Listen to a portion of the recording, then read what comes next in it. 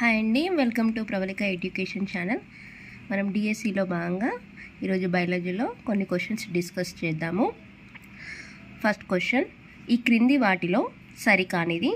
Option A, plasma పొరను విచక్షణ స్తరం అంటారు. ఆప్షన్ బి, మైటోకాండ్రియాలను కణశక్త్యాగారాలు అంటారు. ఆప్షన్ సి, కేంద్రక పూర్వ కణాలలో కేంద్రక త్వచం ఉంటుంది. Option D, B and C. So మనకి ఇందులో సరికానిది వచ్చేసి మనకు ఆప్షన్ సి, కేంద్రక పూర్వ కణాలలో కేంద్రక త్వచం అనేది ఉండదు. సో మన answer option C. Second question, రిక్తికలు అనగా ఆప్షన్ ఏ, ఘన పదార్థాలు నిల్వ చేసే సంచుల వంటి నిర్మాణాలు. ఆప్షన్ బి, ద్రవ పదార్థాలు నిల్వ చేసే సంచుల వంటి నిర్మాణాలు. ఆప్షన్ సి, ఘన మరియు ద్రవ పదార్థాలు నిల్వ చేసే సంచుల వంటి నిర్మాణాలు. ఆప్షన్ డి, ఏది కాదు. సో మన ఆన్సర్ వచ్చేసి ఆప్షన్ సి, ఘన మరియు ద్రవ పదార్థాలు నిల్వ చేసే సంచుల వంటి నిర్మాణాలు. థర్డ్ క్వశ్చన్, ఇది మనకు డిఎస్సి 2024లో వచ్చిన క్వశ్చన్. ఈ క్రింది వానిలో సరి అయినది. ఆప్షన్ ఏ, మొక్క భాగాలన్నింటిలో పెరుగుదలను మరమ్మతులను నిర్వహించేది విభాజ్య కణజాలాలు. ఆప్షన్ బి, పై పొరలను ఏర్పరిచేవి త్వచ కణజాలాలు.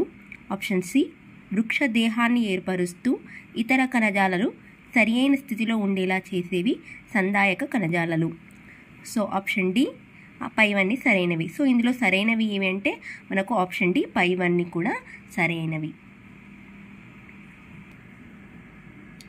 ఫోర్త్ క్వశ్చన్, విభాజ్య కణజాలం ఎన్ని రకాలు? ఒకటి, option A 1, option B 2, option C 3, option D 4. So మనకు విభాజ్య కణజాలం వచ్చేసి ఆన్సర్ సి, 3 రకాలు.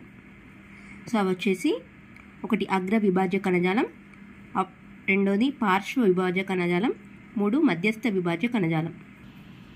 ఫిఫ్త్ క్వశ్చన్, ప్రసరణ కణజాలం గురించి సరి అయినది.